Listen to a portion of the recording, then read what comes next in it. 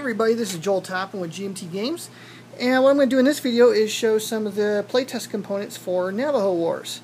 I'm putting a new physical playtest kit together for Consim World Expo, and this is how I build my playtest kits. It's maybe a little excessive, but what I'll do is I'll get these blank counter sheets from GMT, and then I print out my counters on label paper.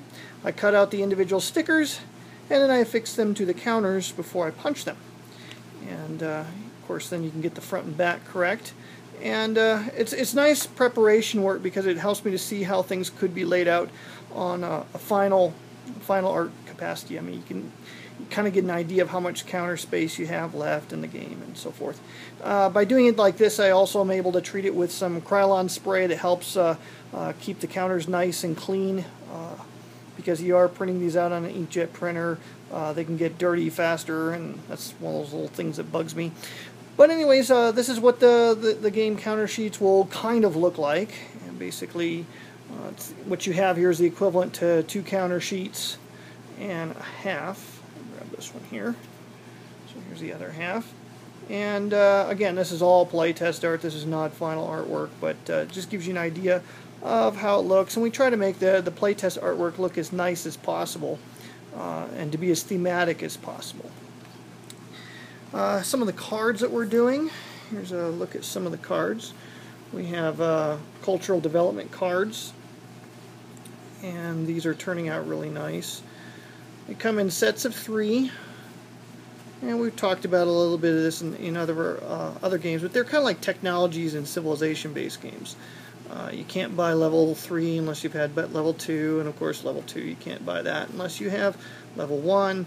And these provide advantages to the player, and of course there's always more options than the player can possibly afford in a game, which adds to variability in the course of play. So that's how we build these things. And then what I do with these, once I get these printed out and cut out, then I put them into counter sleeves, or excuse me, card sleeves, in order to facilitate shuffling and masking and that sort of thing. And let's see what I've got here. I've got a few more. We've completely redone the operations cards. They printed out a little darker than I would have liked, and that's unfortunate. But what we've done is we've done it a little bit more thematically true. We've got it broken up into segments so that the top segment is white color, and then a turquoise color for the second segment on the card. The third segment's yellow, and then finally black. And so the sequence of play is followed in a color code. And that color code is thematically true because the 4 colors correspond to the 4 seasons: spring, summer, fall, and winter. Black you wouldn't think is winter, but that's the season when everything dies, and black is associated with death. But these are the 4 colors. They're also associated with 4 sacred mountains, and so that's what we've got going on here. So it's a little bit more thematic. We've got a little Thunderbird symbol on the operations title. So this is something kind of cool we're doing with the cards. I'll show you a ceremony card because this is something fairly new. Ceremony cards kind of follow the same sort of theme. Each card has a blessing way ceremony that can occur, or an enemy way ceremony that can occur and trigger different things. This is just adds all kinds of new flavor to the game. So, and again, I put these things into card sleeves to facilitate shuffling.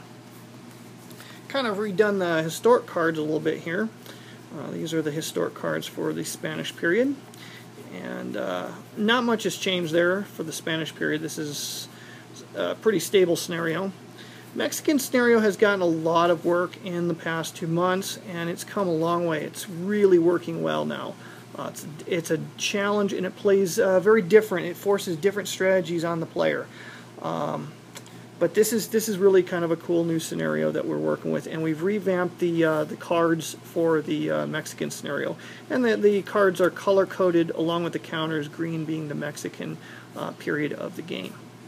So these have been completely redone. There's all kinds of new things that take place. This scenario is interesting because it begins difficult and will get easier as play goes on, because basically the Mexican regime begins to lose control of its northern provinces, and as the approach of the Mexican War looms, basically the Navajos start to get the upper hand.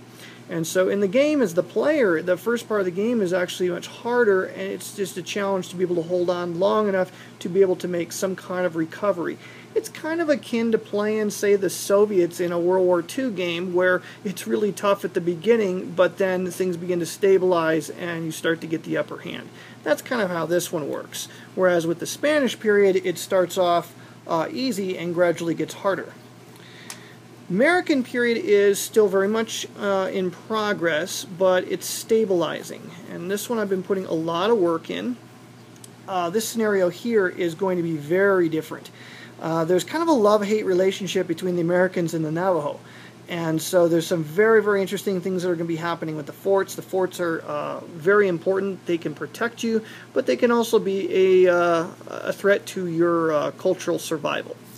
So this is the cards for the American period. Of course, this also introduces the headman Manuelito, which gives you some advantages in combat. American Civil War, very pivotal event, and we've kind of enhanced this event to make it a little bit more interesting in the game.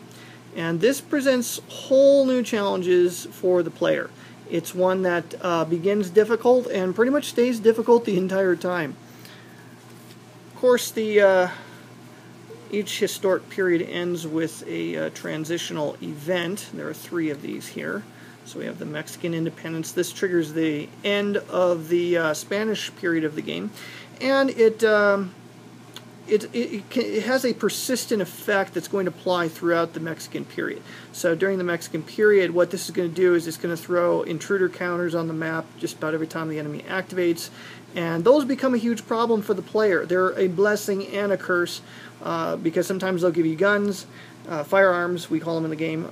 Sometimes they'll give you favorable things, but sometimes they ambush you, sometimes they turn out to be enemy outposts, and so there's all kinds of mixed things that can happen with intruders, and if you don't go and take care of the intruders, then basically it enhances the strength of the Mexican regime. So again, this card will trigger the end of the Spanish period, but it's also a persistent effect during the Mexican period. If you're playing the campaign game, it would, persist through that next period. Yeah, or if you're just playing the Mexican scenario, this would start in play. The Army of the West triggers the end of the Mexican period and signals the beginning of the American period. And again, it's the same sort of deal, except this one, there's some interesting things that will be happening during the American period with regards to ranchos. When there's no ranchos on the map and you do a passage of time operation, you get an advantage. That's not always an easy thing to do, but and this also is going to enhance the strength of enemy raids as long as there are forts in play. So before forts are in play, the enemy raids for the Americans are moderately weak, but once they establish permanent presence in your land, then they become a royal problem.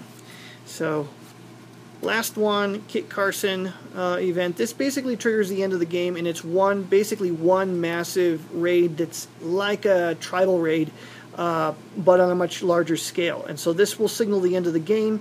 You resolve this whole raid, and then you calculate whether you've won or lost based on how many military points and morale points the enemy has. So, and you probably noticed here in the background, here's some of the books that I've been using as sources. Blood and Thunder, of course, being the inspiration for the game itself. The Book of the Navajo is a great book for pretty much anything related to the Navajo. The historic part of the book is, I think, a little bit unbalanced. It's